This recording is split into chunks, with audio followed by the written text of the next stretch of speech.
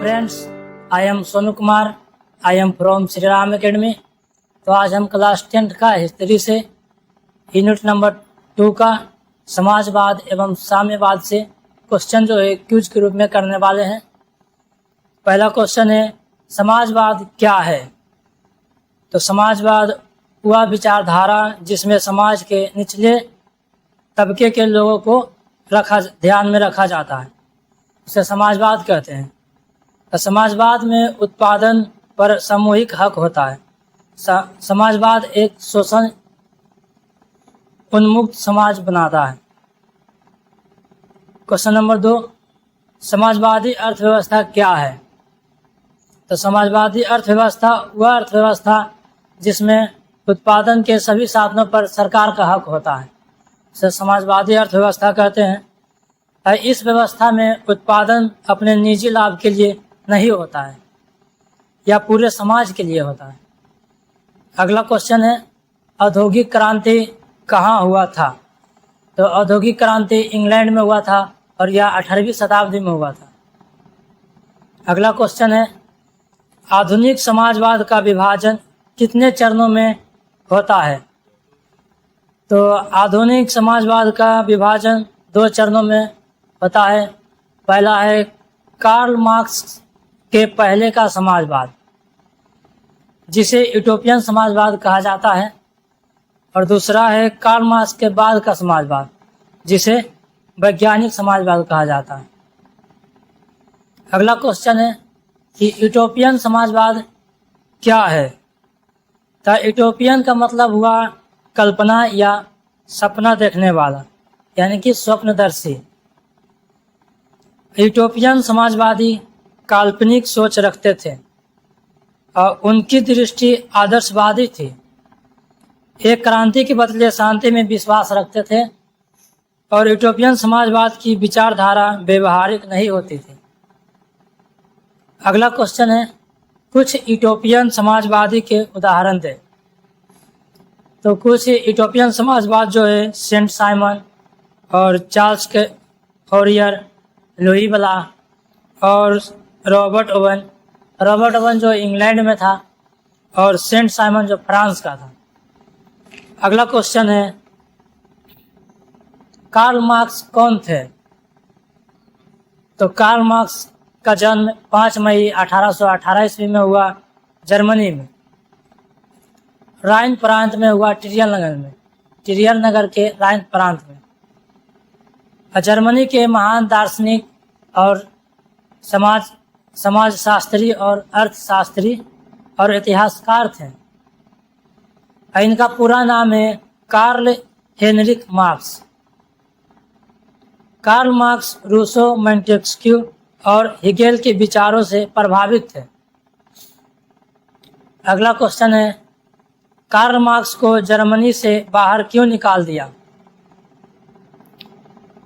तो Karl Marx को Germany से बाहर इसलिए निकाल दिया गया क्योंकि 1848 में कार्ल मार्क्स ने जर्मनी में समाजवादी क्रांति का संदेश दिया था। या 1849 को कार्ल मार्क्स पेरिस से लंदन चले गए थे और यह अपने मृत्यु 1883 तक लंदन में ही रहे थे।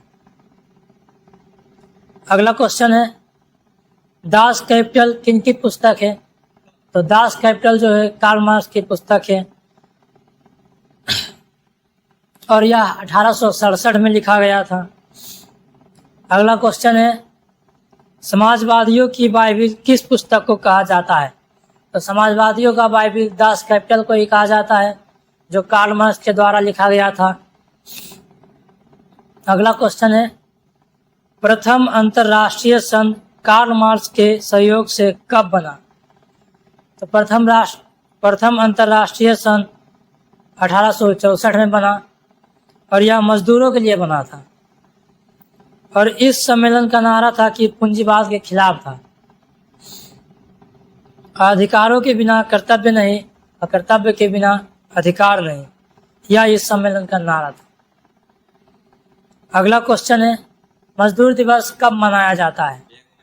तो मजदूर दिवस 1 मई को मनाया जाता है और यह 1 मई 1890 को यूरोप और अमेरिका में लाखों मजदूरों ने हड़ताल और प्रदर्शन किया था। तभी से 1 मई को पूरे दुनिया में अंतर्राष्ट्रीय मजदूर दिवस मनाया जाता है। अगला क्वेश्चन है, रूस की क्रांति कब हुई थी? तो रूस की क्रांति 1917 में हुई थी और इसे बोल्शेविक क्रांति भी कहा जाता है। इस क्रांति से रूस का राजा जार हट गया और रूस में लोकतंत्र का जन्म हुआ। बोल्शेविक क्रांति के कारण क्या थे? अगला क्वेश्चन है कि बोल्शेविक क्रांति के कारण क्या थे? तो बोल्शेविक क्रांति का कारण बहुत थे। इसमें पहला कारण है, इसमें रूस के राजा जार का निरंकुश शासन अत्याचार बहुत करता था। और दूसरा कारण है, समाजवाद में सामंतों का दबदबा था और कुलीनों यानी कि बड़े आदमी और पूंजीपतियों यानी कि पैसे वाले और जमींदारों यानी कि जमीन वाले का ताकतवर होना था। और तीसरा कारण है कि किसानों की बढ़कर स्थिति थी। और चौथा कारण है कि मजदूरों की दयनीय स्थिति थी। और पांचवा कारण है दूसरे विदेशी घटना का प्रभाव इत्यादि। ये सभी कारण जो है बोल्शेविक क्रांति का था। अगला क्वेश्चन है, रूस की क्रांति 1917 के समय रूस का राजा कौन था? रूस की क्रांति वहाँ का राजा था जार निकोलस द्वितीय और वहाँ पर रोमनो वंश का शासन था और उसे जनता के सुख दुख से कोई लेना देना नहीं था। अगला क्वेश्चन है, रूस जापान 1905 क्या है? रूस जापान युद्ध 1905 क्या है? तो रूस जापान युद्ध 1905 में यह ऐतिहासिक युद्ध है। इस युद्ध में शक्तिशाली यूरोपियन देश रूस हार गया और जापान एशिया महादेश में द्वीपीय देश है। जापान जो है एशिया महादेश में द्वीपीय देश है। और रूस के हारने से रूस में जनता ने जार के खिलाफ, जो रूस का राजा था, जार के खिलाफ विद्रोह कर दिया। और रूस इस युद्ध में फटेहाल अवस्था में जापान से बुरी तरह मार खा के लौटा था। और जापान बहुत छोटा देश था तो पर भी रूस हार गया। अगला क्वेश्चन है, लाल